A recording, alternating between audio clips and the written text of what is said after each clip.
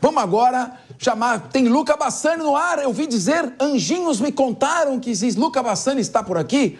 Noite decisiva nos Estados Unidos. Kamala Harris e Donald Trump vão se enfrentar finalmente hoje. É o primeiro debate entre os dois candidatos que pode definir o resultado da eleição norte-americana. Claro, vamos acionar o nosso correspondente internacional, o melhor, Luca Bassani. Luca Bassani, já vou dizendo boa noite. Você está aonde nesse momento, nesse grande planeta Terra, por favor? Boa noite a você, boa tarde a você, Capês, e a todos que nos acompanham. Eu sigo aqui no continente asiático, mas de olho em tudo que acontece no mundo por conta da repercussão da eleição americana, que inevitavelmente tem impactos em todo o planeta. Como você bem colocou, tende a ser um debate decisivo, principalmente se observarmos que o último debate foi também decisivo e mudou a história dessa eleição. Naquela ocasião em que Joe Biden e Donald Trump se encontraram, ficou bastante claro para a campanha democrata que o atual mandatário norte-americano não tinha capacidade de liderar uma campanha vitoriosa, muito menos ficar mais 4 anos frente à maior economia do planeta. E por conta daquela performance tão ruim, com muitos erros, né, em algumas passagens em que ele falava para o seu próprio eleitorado, confundindo nomes, gaguejando muito, que Joe Biden foi aos poucos perdendo espaço e no mês seguinte muito aconteceu, desde o atentado a Donald Trump no estado da Pensilvânia até a substituição de Biden por Kamala Harris, uma nova campanha surgiu e o que parecia estar já ganho por Donald Trump se transformou em uma campanha de fato competitiva. Inclusive, este debate que acontece hoje, por enquanto, é o único que foi garantido pelos dois candidatos, já que em algumas ocasiões, por algumas emissoras como a Fox News, debates pedidos por Donald Trump ainda não foram combinados ou aceitos pela campanha democrata e tantos outros também de emissoras de viés mais progressista não foram também ainda acordados pela campanha republicana. Então pode ser talvez a única chance que a gente tenha de ver os dois discursando e debatendo tete a tete para o eleitorado norte-americano, inclusive esse debate que acontece no estado da Pensilvânia. Nós falamos aqui sempre, Capês, que a eleição americana, o voto popular, ele não resolve a vida de nenhum dos candidatos, ele é pouco importante, o que vale é o sistema do colégio eleitoral em cada um dos estados e observando historicamente como os estados votam. No final da corrida, temos 6 estados que são fundamentais. A Pensilvânia está sempre entre esses estados e é lá que acontece o debate de hoje. Inclusive, muitas pessoas foram entrevistadas. Nós separamos um trecho de um eleitor mais pró-democrata e outro mais pró-republicano para a gente ver o que eles pensam. Luca Bassani, como é que está a situação? No que diz respeito às eleições, não tenho dúvidas de que eu e minha esposa votaremos em Kamala Harris. O adversário, o Sr. Trump, é uma má notícia para este país, penso eu. Bad news for this country, I think. I feel kind of torn in between the two, but sinto-me meio dividida entre os dois, mas o que é melhor para mim e para todos, acredito, são os republicanos. Nos últimos 2 anos tivemos democratas no poder e é como se os preços subissem e ficou descontrolado. haywire. Pois é, Capês, a gente vê que o eleitorado anda bastante dividido, os dois candidatos têm visões diametralmente opostas em vários quesitos, seja na questão migratória, na questão do direito das mulheres ao aborto, na questão propriamente relacionada à política externa, Israel, Palestina, Rússia e Ucrânia, além, é claro, da questão econômica que aflige muitos americanos, principalmente aqueles que vivem nos subúrbios das grandes cidades, que perceberam durante os últimos 4 anos um aumento considerável do custo de vida, dos aluguéis, dos alimentos e da energia, né, dos combustíveis também. Então, a gente vê que vai ser uma chance dos dois poderem apresentar suas ideias, obviamente que devem ter trocas de farpas, acusações, e desta vez todo mundo estará ligado então neste debate, que também será transmitido aqui pela Jovem Pan News às 10 horas da noite. Convido a todos a acompanharem, isso será traduzido simultaneamente ao português para todos que quiserem nos acompanhar. Com certeza amanhã voltaremos com a análise deste debate que tende a ser histórico. Ô, Luca Bassani, só para a gente encerrar aqui, queria já emendar 2 perguntas para você matar as 2 numa resposta só. Primeiro, a Kamala Harris parece uma advogada, foi promotora, parece que ela tem uma simpatia maior ao se expressar. Em outras palavras, ela é politicamente mais correta que o Trump. Simpática, fala com emoção. E o Trump me parece que tem mais experiência. Então a questão vai ser um debate de simpatia com conteúdo. Essa primeira pergunta, qual a tua expectativa para este debate? E a segunda pergunta é, vamos ser claros, o Wisconsin e a Pensilvânia devem decidir praticamente esta eleição. Não sei se você concorda com isso ou não e qual a tua expectativa nesses dois estados americanos.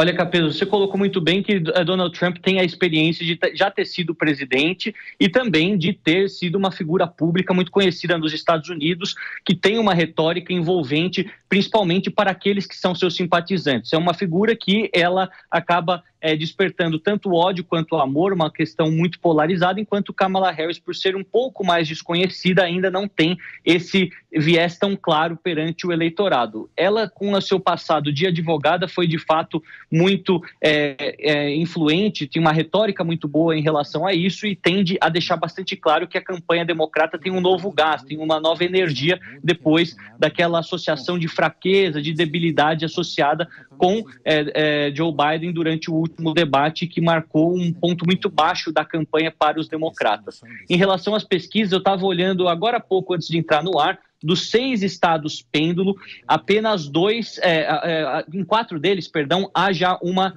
diferença clara. A Geórgia e o Arizona nas mãos de Donald Trump, com uma vantagem expressiva de 2-3%, enquanto que o Wisconsin e também o Michigan estão com 2-3% de vantagem para os democratas. A Pensilvânia e agora a Carolina do Norte, que por muito tempo estava assegurado para Donald Trump, aparece ainda uma diferença de menos de 0,5%. Portanto, na margem de erro, tudo pode acontecer, lembrando que por mais que a gente fale que 2%, 3% é uma vantagem folgada, muitas dessas pesquisas seguem metodologias que colocam a margem de erro acima dos 3%, então pode ser que estejam empatados ou que seja um cenário ao contrário daquilo que nós trazemos aqui. Portanto, será sim uma eleição muito dividida, muito parelha e que pode ser decidida nos detalhes durante os últimos dias de campanha, por isso mesmo que muitos dos eleitores têm exigido mais um debate, pelo menos mais perto da eleição, que acontece só no dia 5 de novembro. Ainda faltam praticamente 2 meses,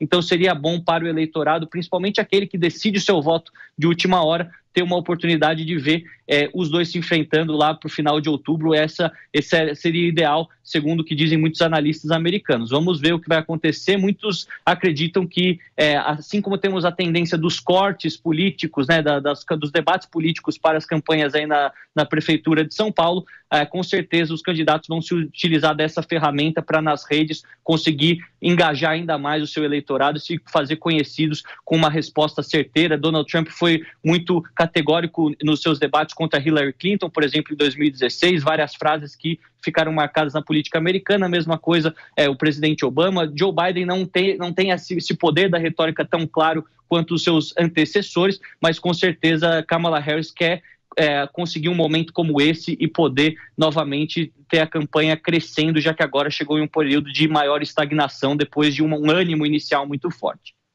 Luca Bassani, não sei onde você está, mas fez bem de estar coberto por uma parede, não na janela onde estão as cortinas laterais. Uma boa noite para você e fique bem. Muito bem. Vamos começar aqui com o nosso cientista político, professor Renato Dorgan. Número 1, qual o papel que as redes sociais terão nesta eleição norte-americana no início de novembro desse ano? 2, qual deve ser o ponto principal que deve decidir os estados pêndulos? Política internacional, economia, questões temáticas, imigração. Com a sua avaliação geral, nosso cientista político Renato Dorgan, direto para o público da Jovem Pan. Até rimou. Então, rede social importantíssimo, cada vez mais os Estados Unidos o Trump usa isso muito bem, ele na verdade funda a nova narrativa através do Steve Bannon, o marqueteiro dele, né? Esse negócio de primeiro conversar com o eleitor dele, para depois, se sobrar alguma coisa, conversar alguma coisa. Qual é a grande discussão hoje na eleição americana? Assim, o voto do Trump é consolidado, mas o segredo da campanha, por exemplo, do Obama e do Biden, foi trazer o máximo possível de pessoas para a votação. O segredo de trazer as pessoas para a votação, o que significa?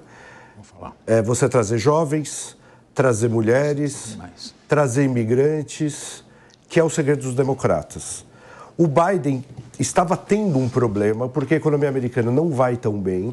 Você viu aquela moça ali, fala ali na entrevista que os preços estão aumentando. Isso é uma tendência mundial, não só dos Estados Unidos, os empregos estão diminuindo, uma tendência mundial também. Mas a grande parte desses imigrantes e dos mais jovens, eles sentem isso.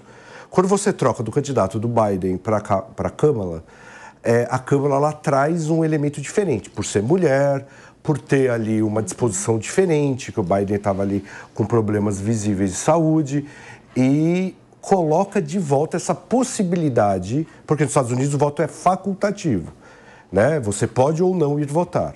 O grande segredo está exatamente aí, trazer os imigrantes, os jovens e as mulheres, né, para essa votação em maior escala.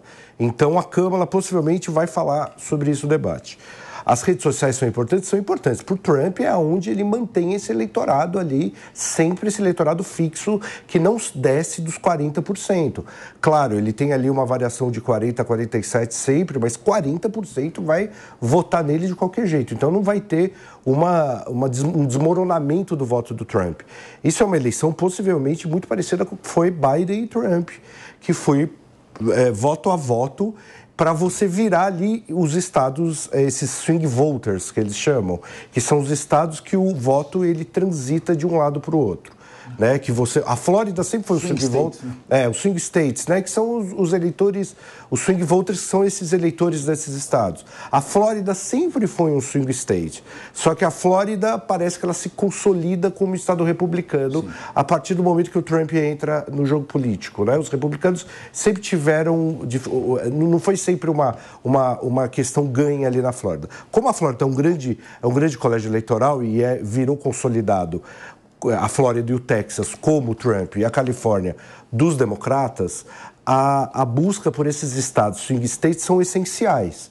E é exatamente, além dos estados, dos swing states, esses eleitores do voto facultativo, principalmente jovens e imigrantes.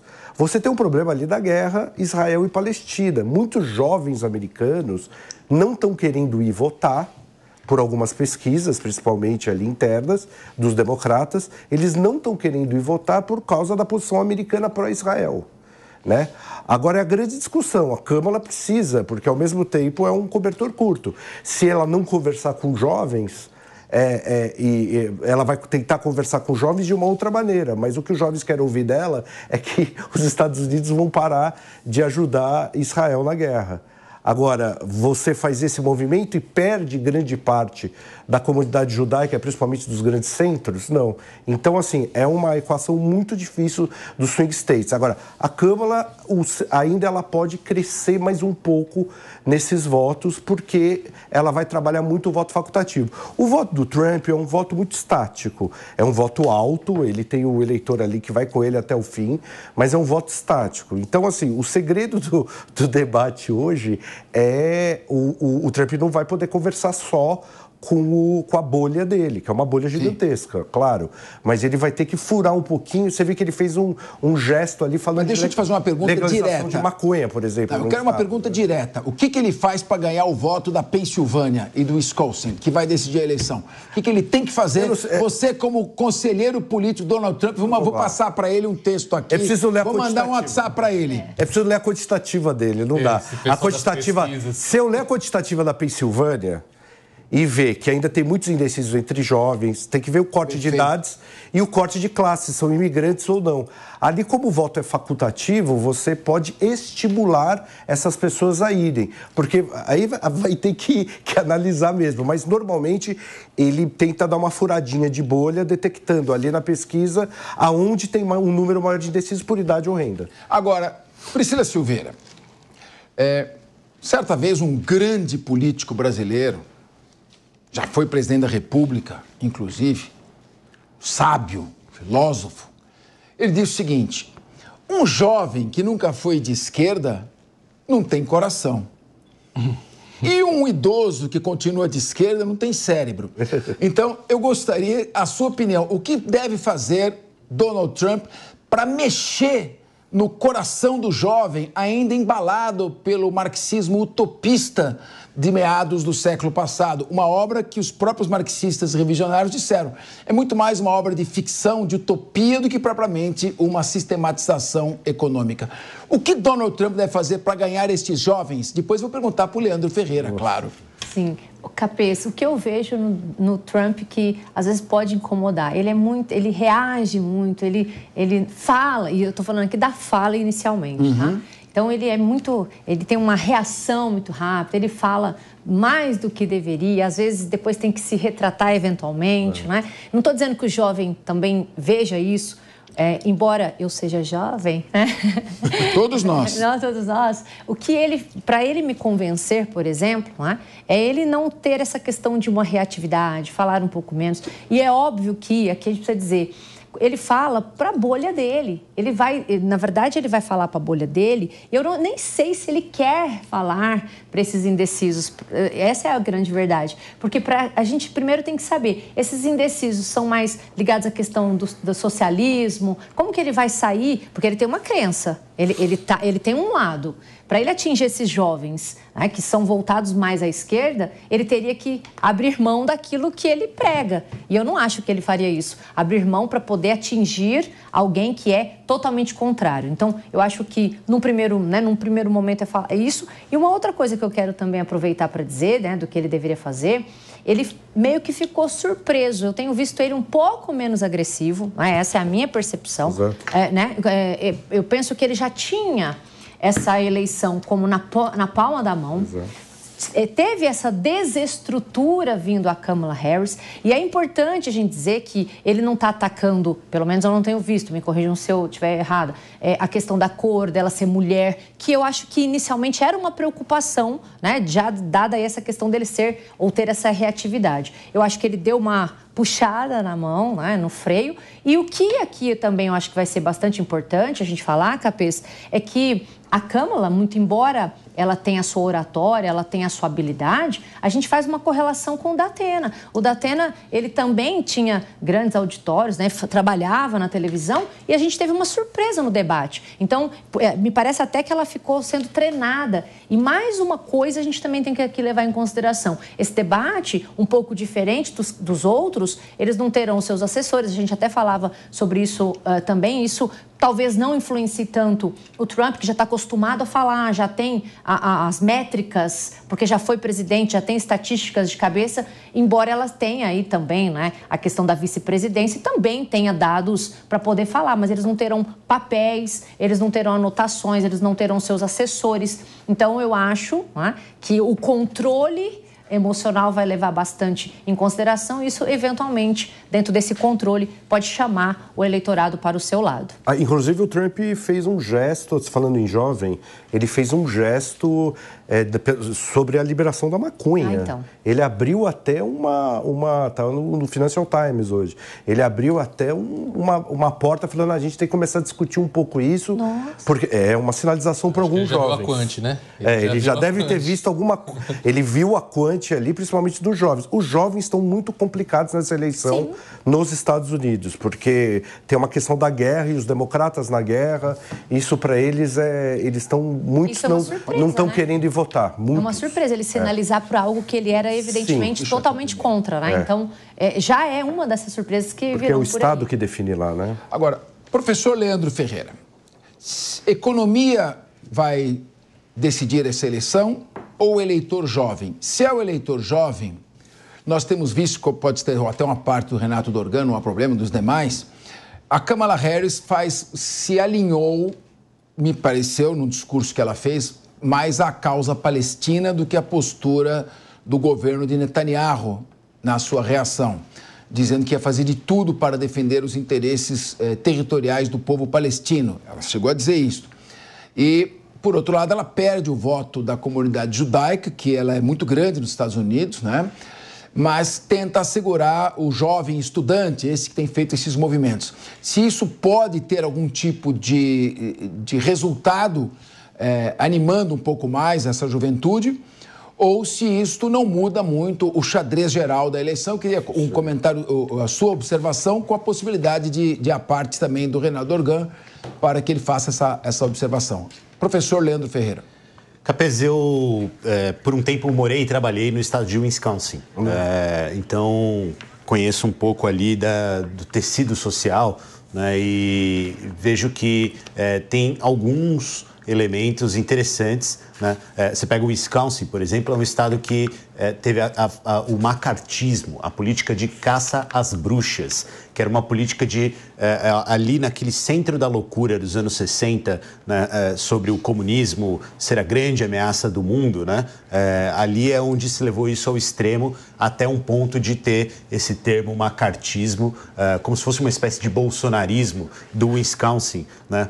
Em que as pessoas faziam de fato, né, atos violentos contra as pessoas que não eram comunistas, eram sequer trabalhadores de sindicatos, né? Mas isso teve um backlash, que é depois os sindicatos estarem fortalecidos e assim por diante. Mas, no geral, são estados bastante homogêneos, que têm uma população sindicalizada razoável, né?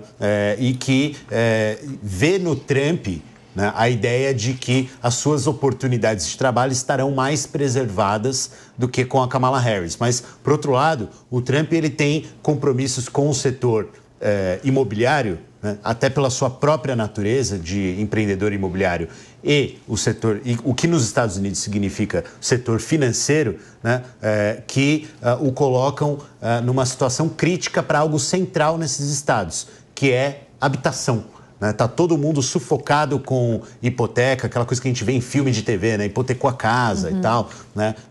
Que inclusive levou à crise dos subprimes em 2008, né? Então, a Kamala Harris é vista como alguém que tem mais política desse tipo para oferecer. Claro que, como é uma eleição muito acirrada, as franjas dos extremos, né? Um dizer que o outro é extremista, que o Trump apontando a Kamala Harris como woke, a Kamala Harris apontando o Trump como um extremista de direita, ou até, como em algumas situações, um desequilibrado mentalmente, né, para presidir os Estados Unidos, né? Coisa que acho que dá para discutir, de fato.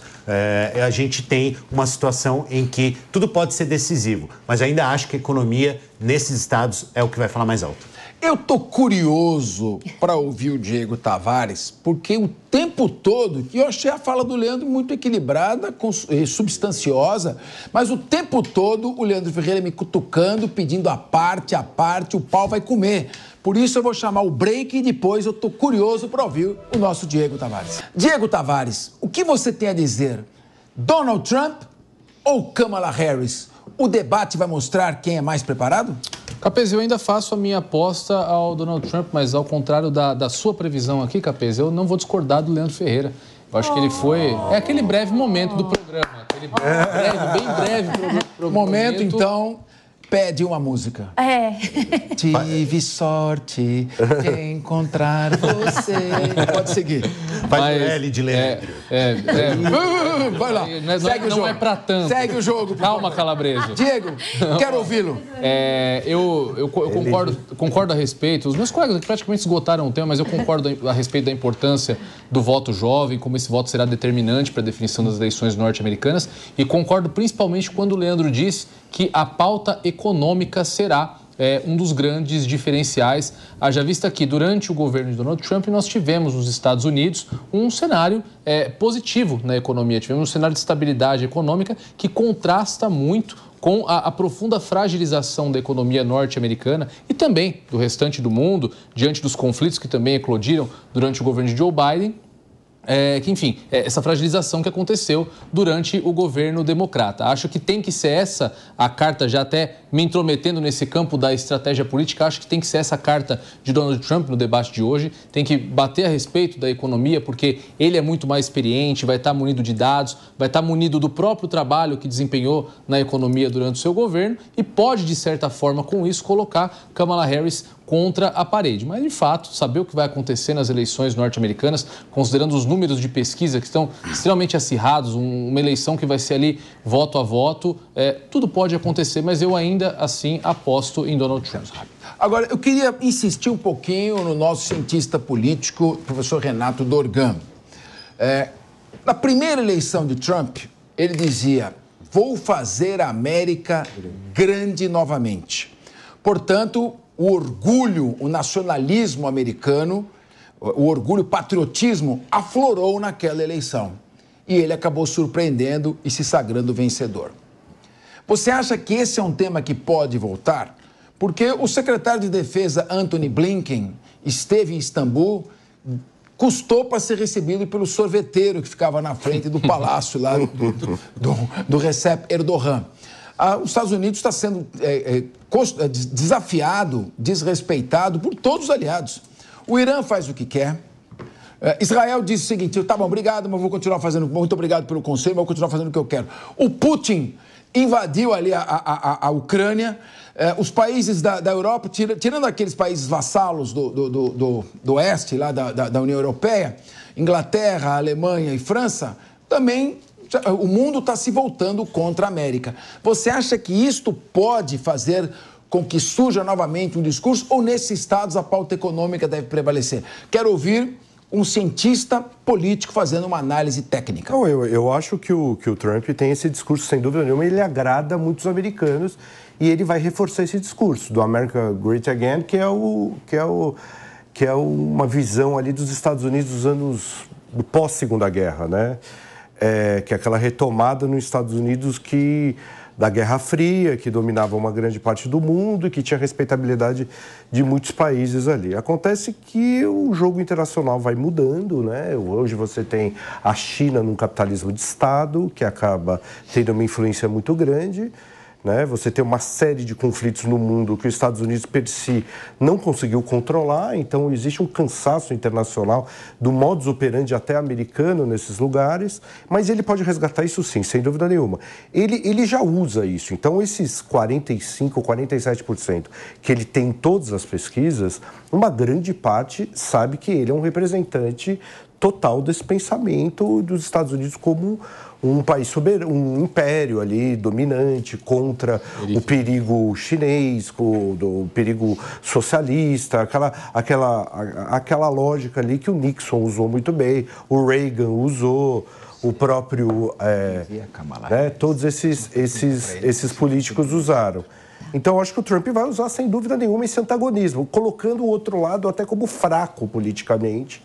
Ele tem essa retórica de colocar o Biden como um presidente fraco, um presidente que cedeu muito às exigências de outros países, os Estados Unidos perdeu essa hegemonia internacional, e ele vai passar isso para a Câmara, sem dúvida nenhuma. Muito bem. Agora, então, vamos fazer uma simulação. O debate para presidente dos Estados Unidos já começou aqui na Jovem Pan. Priscila Silveira, você é advogada, como a Kamala Harris é advogada.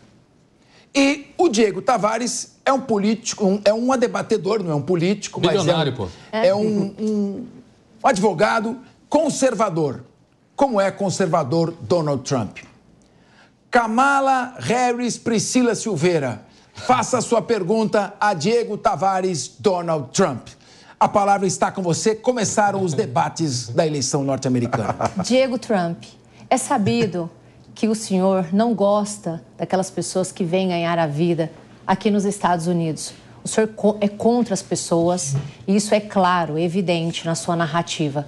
O senhor ainda vai insistir nessa questão de proibir que as pessoas venham ganhar a vida aqui nos Estados Unidos, assim como também o senhor entende que a droga só é boa quando ela é liberada pelo Estado? Queria que o senhor dissesse para os nossos eleitores se o senhor muda de ideia ou o senhor vai ser, ainda continua sendo contra as pessoas. Bom, Kamala Silveira, first of all, this is fake news. E é óbvio que essa não é a política de Estado de Donald Trump. Donald Trump tem a sua política voltada a uma economia próspera. Eu gostaria que você, ao seu turno, explicasse para o eleitor norte-americano por que o governo de Joe Biden destruiu completamente os Estados Unidos da América, tirou o nosso país da condição de xerife do mundo e permitiu que todas as ditaduras orientais fizessem os seus avanços territoriais e dessem início a todos os conflitos que nós acompanhamos nos últimos 4 anos. As pautas que você traz são pautas de compromisso americano. O presidente dos Estados Unidos da América tem que ter compromisso com todo o mundo. Nós somos os xerifes do mundo. Bem, o tempo de Vossa Excelência está encerrado. Nós retomaremos esse posto dos Estados Unidos. A sua réplica. Diego Trump, eu perguntei e o senhor saiu, como sempre faz, com respostas evasivas, falando do governo do lado da esquerda, mas é bom a gente lembrar que o governo do qual eu pertenço, e eu quero manter isso, é dar oportunidade àquelas pessoas que não têm. A gente aqui, a nossa presidência, não vai presidir apenas para aqueles que têm o dinheiro. A nossa presidência vai também a trabalhar com a questão do pobre, para que ele se eleve, para que ele ganhe e se junte aí a esse capitalismo voraz que é desse lado aí, do lado da direita. Muito bem. Agora eu quero uma pergunta de Donald Trump para Leandro Ferreira de Castro Maduro. Bernie Sanders. Meu Deus. Sanders. É o Bernie Sanders. E depois já vou chamar um tema nacional que está pintando por aqui. Última questão para encerrar o debate.